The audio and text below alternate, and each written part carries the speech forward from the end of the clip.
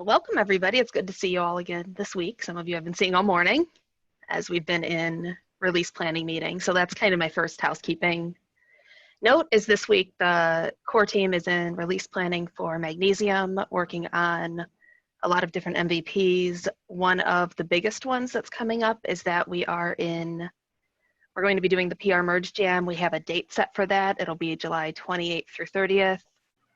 Right now, it's tentatively looking like we'll kick it off with kind of a kickoff opening talk or keynote, and then work to divide the PRs out for everybody, work through those over the course of several days. And we're going to close with a retrospective and try to find a way to make it a little fun. We'll probably pepper a couple other talks in through there too, but I need to work out scheduling and logistics for all that, so stay tuned. But that'll be July 28th through 30th. And I believe we have 250 things that we're going to be working through. And then another kind of scheduling note. So this week, core team is all in release planning meetings. Next week, we will be on kind of a summer break. And so there won't be an open hour. There won't be Twitch streams. I'll still be available via Slack and everything. But if we're quiet next week, that's what happens, is that we're all going to be taking a break, kind of resetting and getting ready to launch into magnesium. Although I will say that we will have triage of new tickets covered. That will continue. I believe I know who that's going to be, but I don't actually have a confirmation of that just yet, so I can't announce it here, but we are looking to make sure that that is still covered while we're gone. And we do have people that are available that if there are questions, those will still be answered. Yeah, I'll still pop into Slack because I'm in a million Slacks anyway, so I wind up seeing No, you won't. I'm just kidding. And Twitter. I'm always on Twitter. Well, that's okay. That's the best way to find me. All right, cool. So with all of that, I know there's been a lot of talk about Tiamat. And so we have Tom joining us today to talk a little bit about the naming clarification and what to expect. We will have a SEP coming up about Tiamat, and we'll probably do like a Tiamat clinic during an upcoming open hour as well. I'm going to let Tom take it from here. All right, so I will start the explanation of Tiamat by and naming just kind of with an apology. This project evolved in a way that I did not originally predict. If we go back to last year around August, September timeframe, and in reality, I've spent a lot of time over the years trying to figure out a way to make Python projects more universally deliverable. This is, of course, a problem that we've had in Python for a long time. And had long concluded that PyInstaller did an excellent job of producing a deliverable, but not an excellent job of making it easy for people to create said deliverable. And so back in August of last year, I started working on just a script that would build salt into a binary. And I used PyInstaller and PyOxidizer and tried many different options. And with that script, I called it saltbin because it made a binary for salt. And it was effective, and I kind of washed my hands of it and walked away. And later on with the POP project, I thought, wouldn't it be great if every time you make a POP project, it was really easy to turn it into a single binary, making that distribution a lot easier. And so I took concepts from this saltbin script and put them directly into POP. And then I realized that I was being foolish and that this thing was starting to grow and that I should make it a standalone project. And so this is where I feel as though I made the biggest mistake. I decided to, I think I was right to take what I had in saltbin and what I had in POP and merge them into a universal project. But the mistake that I made was that I named it POP build. The reason why this was a mistake is that people kept now referring to using POP to build, or I'm going to build with POP. And that's not what POP is. And so I realized that even internally in SaltStack, I was unable to get people to use the right terminology. As such, I decided to simply rename pop build to have its own name. And so unfortunately, through all of this, the build capabilities inside of pop or salt bin and pop build were all made visible to the community and publicly. And so at this point, I do feel very confident that I'm not going to have to rename this again. Tiamat is a build system for creating single binaries. It is a pluggable build system, so you can plug in different freezing backends if you want. Right now, the only freezing backend that we have is PyInstaller. So we're using PyInstaller to get the work done. Tiamat is made specifically to bypass many of the problems and challenges that we run into with PyInstaller, making it much, much easier to produce a build. And some of the goals that we have for Tiamat are not simply being able to build salt with Tiamat, which we are doing now, and we're weeding out a few of the hiccups. As we move forward, what we would like to do is, and what we are strongly considering, and this isn't the first time that I've said this publicly, this isn't the first time we've said this in an open hour, but what we would like to do is switch our packaging over to use Tiamat builds of salt.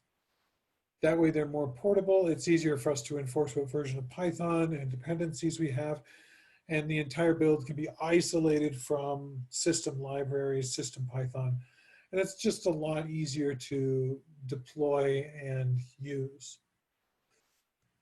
And so we're exploring this right now. There are packages available today to install a Tiamat build of salt. And we also have the ability to create a single binary so that you can just download salt, a single salt binary, and run a master and a minion from it, do everything from that single binary, which again makes life significantly easier since there's no installation needs, there's no dependencies. Python doesn't need to be on the system that you're using. It's about as easy as just getting a Go or a statically compiled binary. And so we're really excited about Tiamat. We're excited about where it is. And we're excited that it's got a name that it can stick with for the long haul. In that, yeah, being able to create these artifacts. Sage, Cassandra, were there any other specific areas that you guys wanted me to cover around Tiamat? Okay. Yeah, that was the big thing, was just, I know there's a lot of confusion about the naming convention. What is our sort of official timeline on going from experimental to, for lack of a better word, production packages? So when will we be doing away with the packages that exist today for salt? So the hope would be that we can do it for the magnesium release. We have packages being built now against Git, and we've only run into a few minor hiccups, and that has to do with adding additional Python libraries. With that said, that's a determination. We are going to be coming out with a SEP that outlines this. And our original goal was that we would have it ready for the sodium release, but we just weren't able to get there. And so we are to the point where things work very well. And again, we have been talking about this for a while. So so the goal would be that we have production ready packages for magnesium. Whether or not we discontinue the old packages for magnesium, I would say is still a question that's up in the air, but we will definitely have Tiamat packages for magnesium. Okay, sounds good.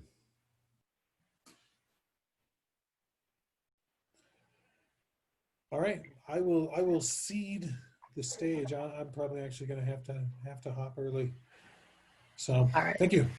Yep. Once we get the SEP on that posted, we will share that out, make sure everybody has time to comment on it and review it.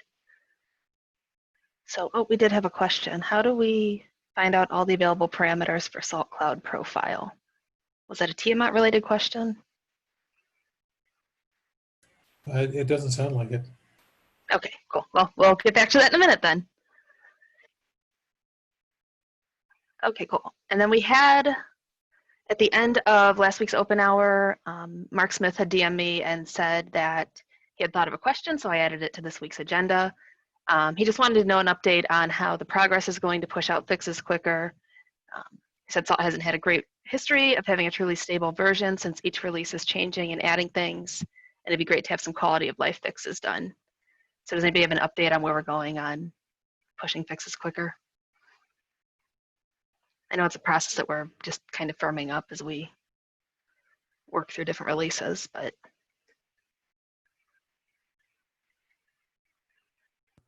Well, we're doing bug fix releases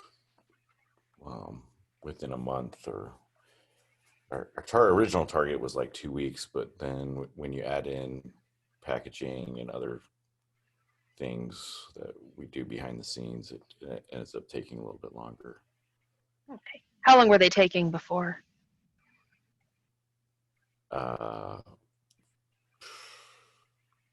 Sort of indefinite. Okay, all right. Sometimes could be a month, sometimes it could be multiple months. Then our major releases were like 6 to 8 months or longer, with the .1 or 2. Yeah, I think after. the real point that could be made here is our focus is on getting more stable releases through more testing. Yeah, that, and also more regular releases, which we've really done. I really kind of got on track with, I think, since I've been here, is as we've really started to buckle down and get into this new release cycle that we've been doing.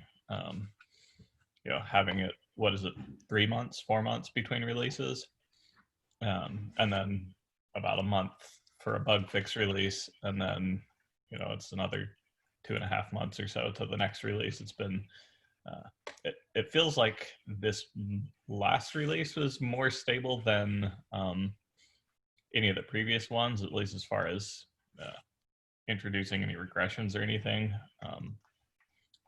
But that may just be a perception issue that I haven't seen a lot of people posting new bugs.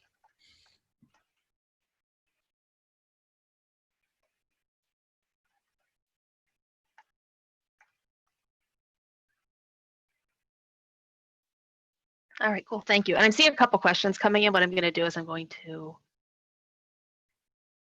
well, Imran had a Tiamat related question. Are there any updates on the Debian Ubuntu Tiamat builds? I think they're working now, Bryce. So I fixed it just the same time we broke. Right now they try to build a Pacman package inside. That's a bug that's getting fixed. Tom, was that already fixed, or is that? I think Tom dropped already. Yeah, he left. Anyways, they're close. I think that's what we say. Just a very minor change needs to be made to Tiamat. That when the package target is empty, it doesn't try to do an FPM build. So very small bug that hopefully should be fixed, and we have packages soon. Awesome. And then a follow-up question to the bug release. Is it possible to quantify stability, perhaps how many bugs you get fixed in a given release? So how do we quantify, or can we quantify that something is stable? I think that's what we're going off of right now. Okay. And we're just sort of still working through the process of how we're tracking all of the bugs and making sure that things don't get lost, and that we're making progress on the issue backlog and actually seeing the amount of open issues go down over time. And as we're doing that, we'll be tracking how many new issues are also coming in for which releases and everything. That process is still, like, we're still hammering all that out, but it is something we're working on. Okay. And then Dominic is asking if there are going to be builds for SLES with Tiamat. As far as I'm aware, we're going to hand that off to the OpenSUSE team. Okay. And then the next question, Away Break Today wants to know, how do you find out all the available parameters for a Salt Cloud profile? I actually don't know the answer to that. As far as I'm aware, the only way is actually reading the code and looking at what documentation there is. Most things are documented, but. So it sounds like that's an area where we're lacking in documentation. Documentation. Does anyone else have any input on that? The parameters typically, I don't know enough about it, but are the parameters typically defined as variable names in their associated driver?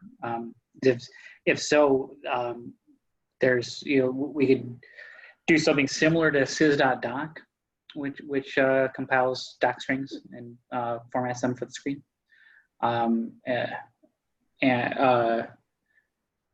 Actually, well, I mean, if we're doing a doc string, they would have to be defined in the doc string anyway. Yeah.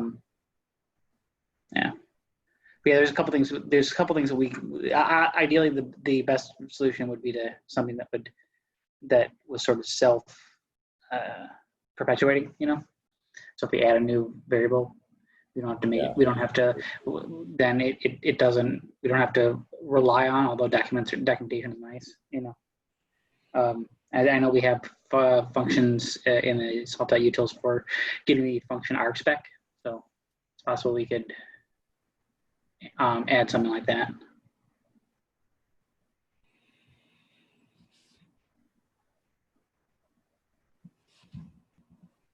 Yeah, it's a little bit tricky. There's like shared ones and non-shared ones. It's not, I don't know. It sounds like this is something that would be nice if we opened a ticket for, potentially whoever asks the question, if you could open a GitHub issue, so that clearly we need improvement here is what I'm after. So if we get a GitHub issue, then that's something we can start tracking and coming up with a plan around.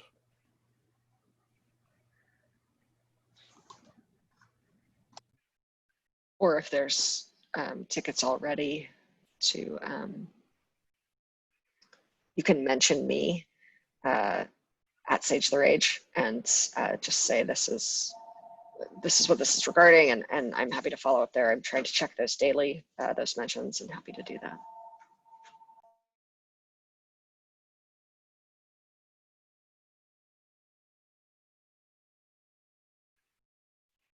All right, any other final questions or comments about Tiamat or pushing fixes? Okay, next up we had a PR review. It was Wayne was on this, let me drop a link to the PR. But it was the PR to avoid checkout, to improve performance and fix inconsistency. And I know it was something we had decided was probably a significant enough PR that we should talk about it. So I will let Wayne go from there. Yeah, sure. I don't know if I can share my screen. You've got to enable that.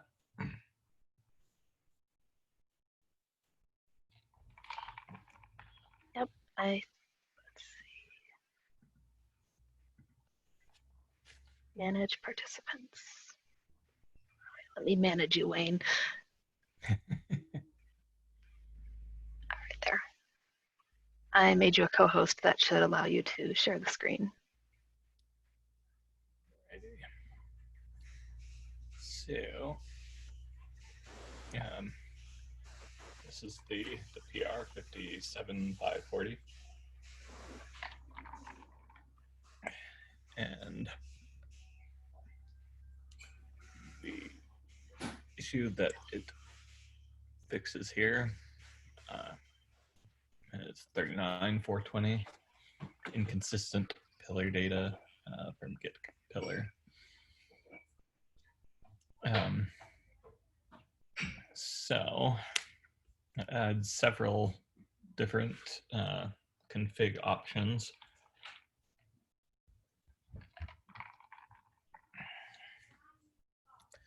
And then kind of runs through a couple of different things here. They're not like long changes, but they're changes in fairly significant parts of the code.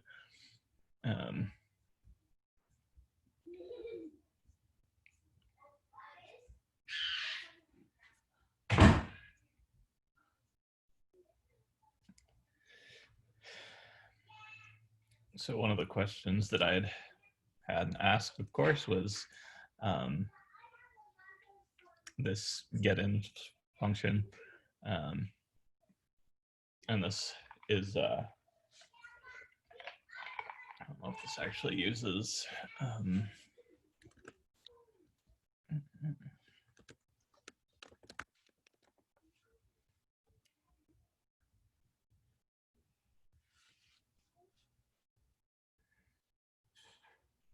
doesn't look like it uses the specific memoization function, but it is updated here.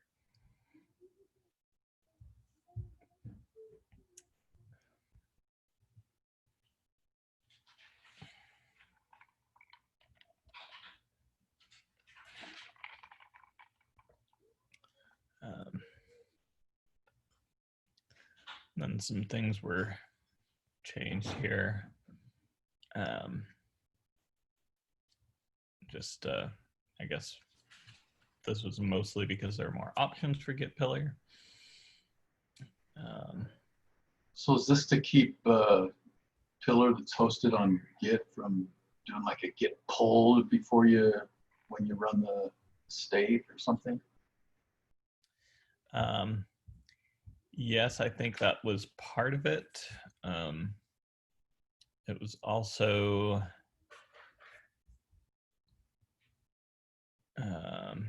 allowing you to provide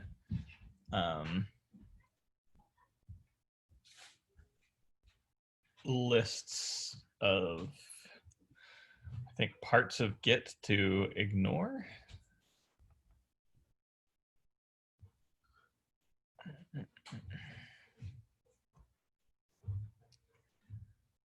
See where that was.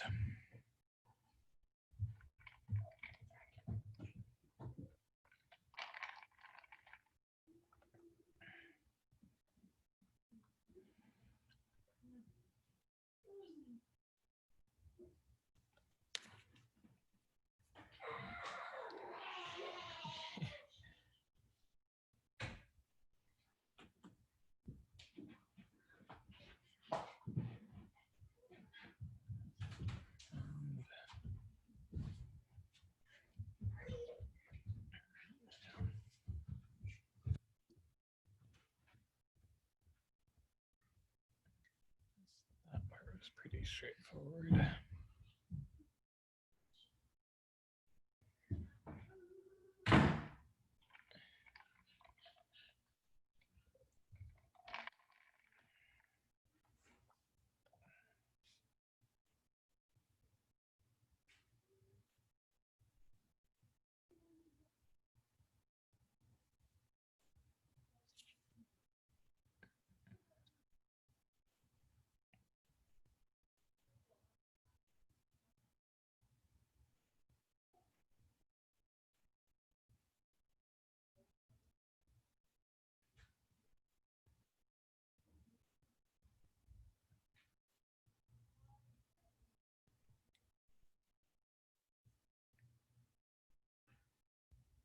So I think this was introduced with Git pillar client.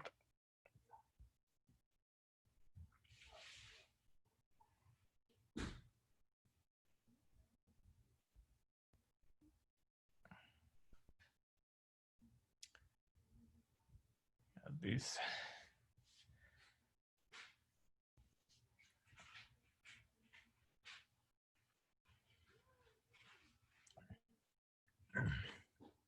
tests are kind of high level, which can be a good thing. Because it doesn't tie you to the implementation, but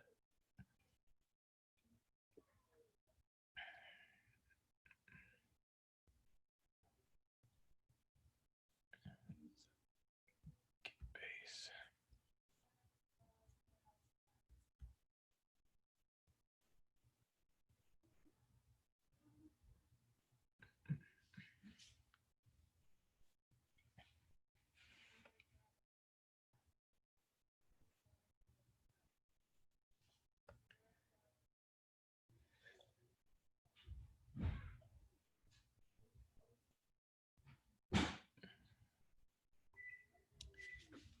So this was what I wanted, more eyes on it, because I'm not terribly familiar with this, the Git pillar, or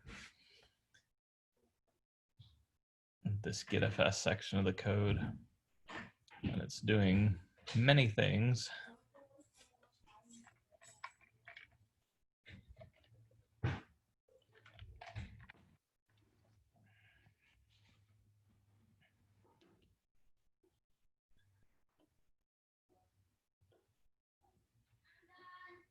So it looks like it is delegating a lot of this to the underlying GitFS functionality here. Or interesting, Git base versus Git. Yeah, I mean, my concern is that there are changes in the test directory, but they don't seem to be doing much. Yeah. So I feel like this needs more tests, and we should ask for more tests. Okay. Looks like the amount of changes following along in the Twitch stream.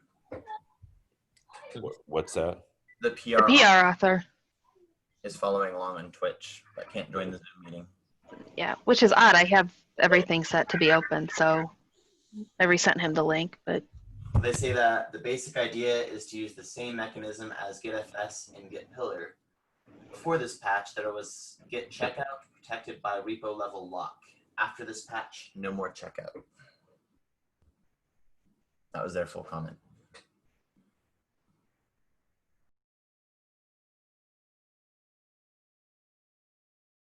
Yeah, I just stick with my original sentiment of I feel like the amount of changes in the code versus the amount of changes in the tests. I feel that we need more test coverage for the changes.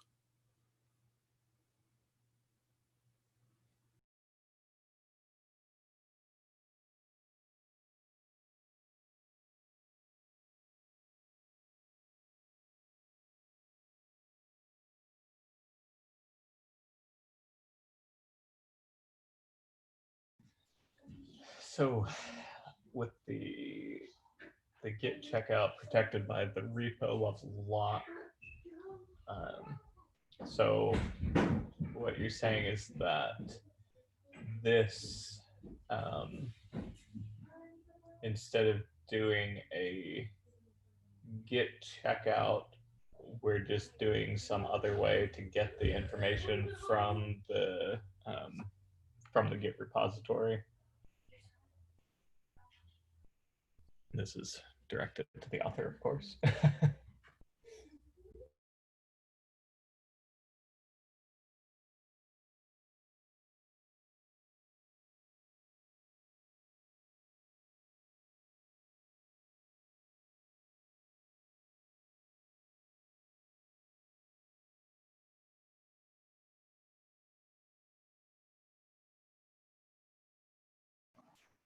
is the PR author still around? Oh, there we are. He says there is a regression, and then links to PR.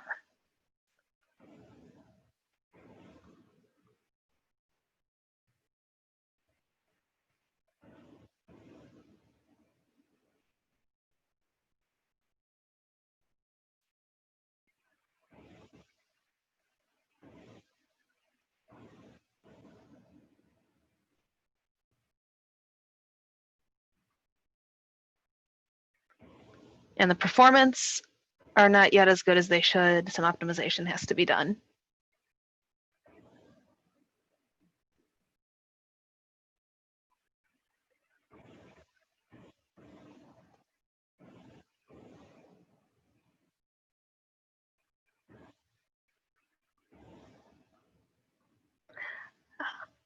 Okay, looks like he's downloading the Zoom update. Do we want to put this on pause and revisit it in a few minutes?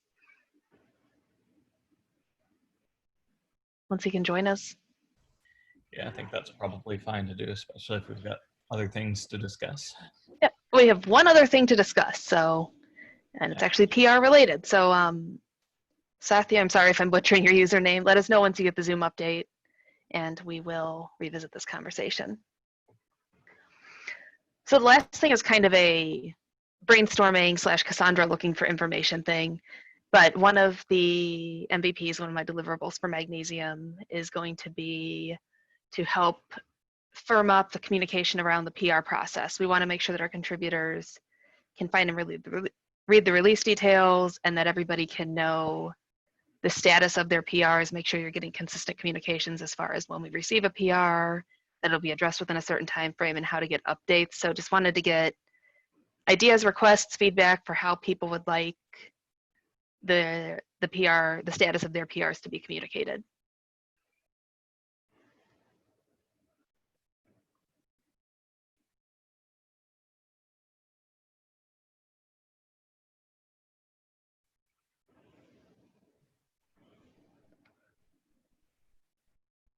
Yeah, and some options are probably, right now I think GitHub does some things that is mostly ignored. I know I ignore some of those, but there's also mailing lists and Slack updates, number of platforms that could be used.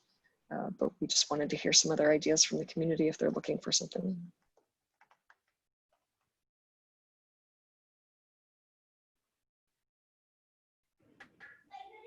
So Plinkable in the Twitch stream says that quickly, joking aside, Yeah. there's still some taking over a week to get a first response, which Yes. yeah, we definitely need to make sure that we're getting those sorted. I know we have had some success, at least I have, with the tip that Eric gave, I think the last one or maybe the time before that, but using the GitHub kind of main broad search level, that's been working well for me. I know there was a challenge with some Poll Panda reminder that there's a PR that fell through the cracks there, so it may work well that to start using the GitHub one and tracking things that way. At least for me, it appears to work well. If at least nobody has complained that I haven't been responding to their PRs. If that's the case, then please let me know so we can we can fix that. But that's definitely one thing that we need to figure out exactly what works as far as getting us notifications that we need to review PRs.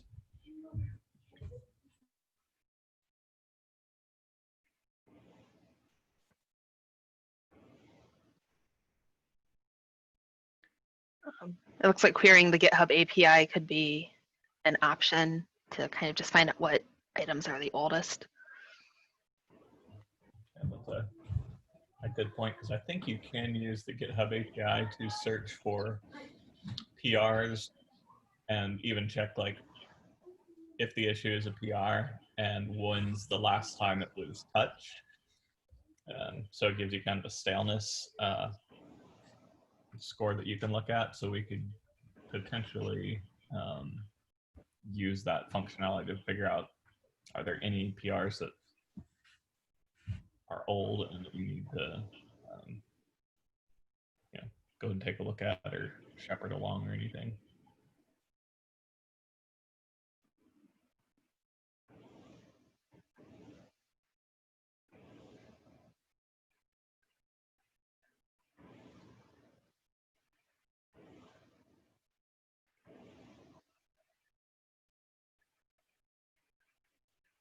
What about preferred means of communication?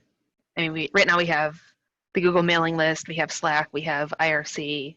Are there communication channels that you rely on that we're not hitting? Or what is your preferred means of communication for something like a PR status update?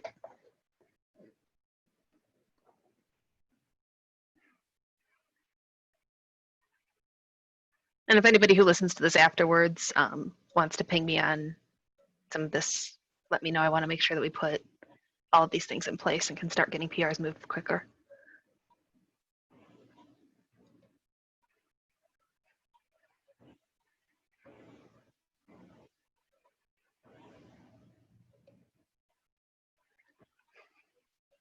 Nobody wants to communicate opinions on communication. All right. Well, if anybody thinks of anything or has, ways that you think that we could help more effectively, let you know about the status of your PRs, please just let us know and we'll look into that. And now it looks like Matthew is back on, so let's go back to the conversation about that PR we were just discussing.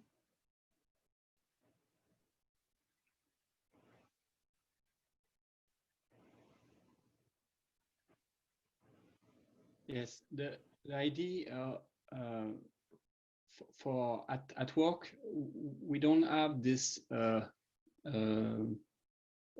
concurrency problem, but we have a performance problem with Git pillar. So I thought I could fix both problems, the lock problem, because the initial issue is when you have different branches, when one minion is using one branch and another minion another branch, you will get the wrong pillar, the pillar from the wrong branch, because the checkout is done in between. The first minion does the checkout, start to compile pillars, and then the second minion does the checkout, and the first minion has not finished to compile pillars, and so the minion can have mixed pillar data. There is another way to fix this. It is to have a global lock and wait for the pillar to finish before doing the second minion. But the performance will be very bad, I think. Okay, so another solution it's to do the same as GitFS, no checkout, but using Git commands or pygit2 to get the blob, the data directly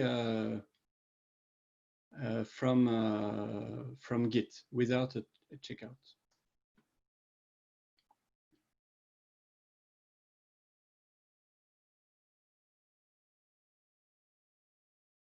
And then we're maintaining two separate places, like a place per branch where we're storing it, so that they're not stomping on each other.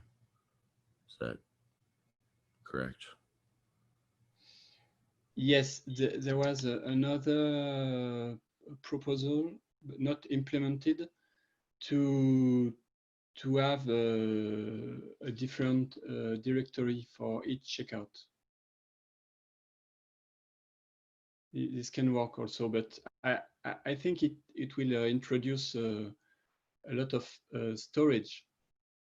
At work, we have I think 50 repositories and something like 5 permanent branches on all of them, and all the working branches. So we can have things like 100 arms. So if you have, I don't know, you can have 100 of checkout of trees with all the files.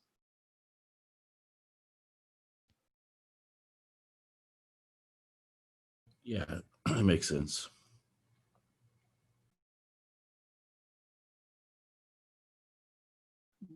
But the thing I wanted to fix, which was performance, is not yet fixed with this PR.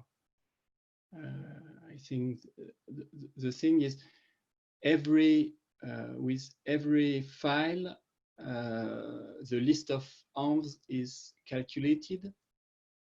So a ton of Git commands. I think a lot of things need to be cached.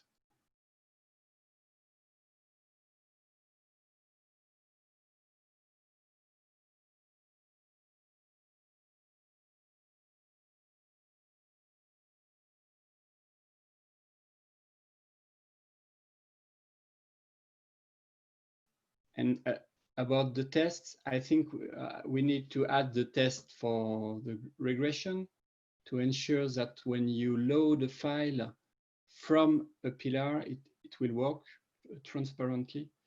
I currently don't know how it works for GitFS. I've not found in the code.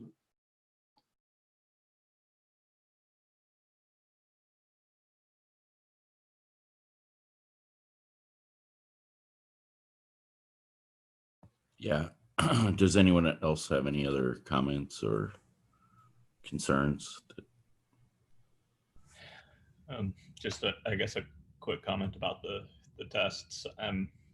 You know, next week I'm out, but after that I'm more than happy to take a look during the test clinic hours on Twitch, and we can dig into that if you haven't found either the time to to dig into it by that point, or just haven't been able to find the how to test the things that you wanted to test there. So that's always an option for you.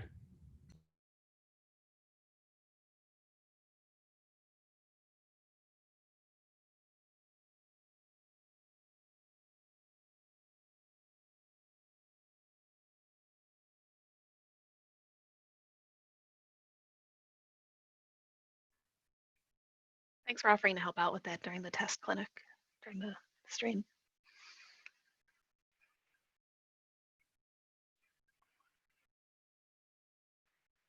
All right, does anybody have anything else to add?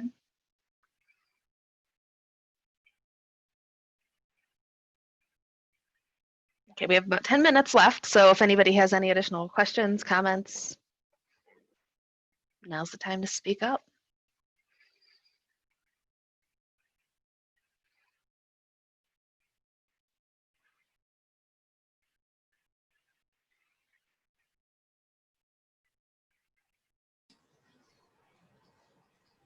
I'm anxious to hear the snail joke that we were promised. Which one? It was one at the very, very start. Diwa said he would tell it at the very, very end. Yeah, I made it up at the start of this meeting. Oh. No joke. Never been heard before by anyone in the world. Snap. Cassandra, you said you have one as well? Yes, I had one as well that I found that I thought was funny. Okay, I'd be interested to hear it.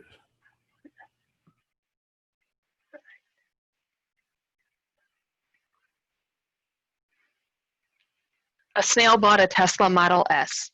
He took off at very high speed.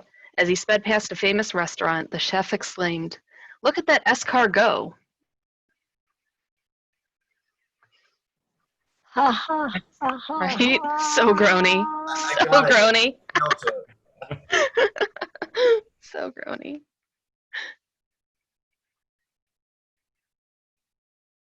You can't see people smile if they don't have their camera on. I know. Everybody's afraid to show their beautiful smiling faces. All right, let's hear it, D-Boss. Okay.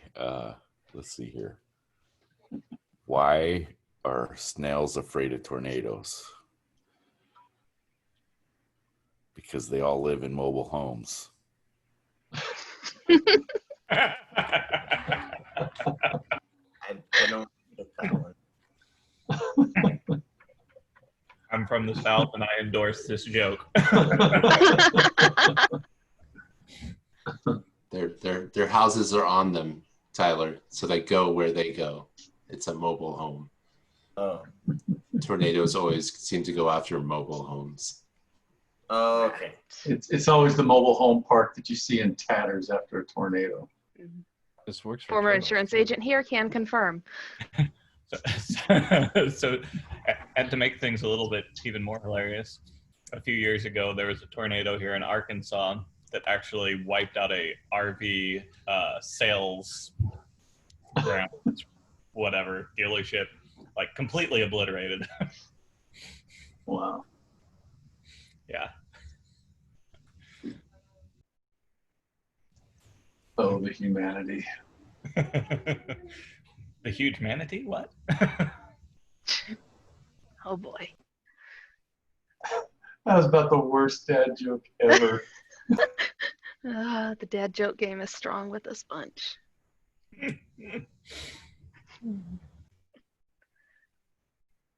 All right. Well, on that note, That might be the most laughs I've gotten from a Snell joke. That was pretty good. It was deep. It was a real thinker.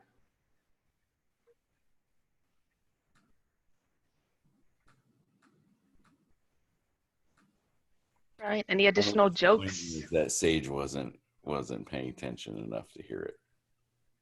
Oh, I heard it. She- Uh. I mean, her avatar's smiling, so clearly she enjoyed the joke. Smirking. Oh, smirking. Love the honesty. All right, cool. Well, on that note, I will see you all not next week, but the following week. We will have another open hour on Thursday. We also will have a meetup on July 8th. I forgot to mention that Gareth is going to be speaking, so I'll get information about those things posted. But we'll have meetups the 8th, 15th, and 22nd right now. And as always, I'm looking for meetup speakers, meetup topic requests, all those things. Let me know, and I will get those things on the schedule. And I hope everybody enjoys the rest of your day. Talk to you later. Adios. Bye. Bye.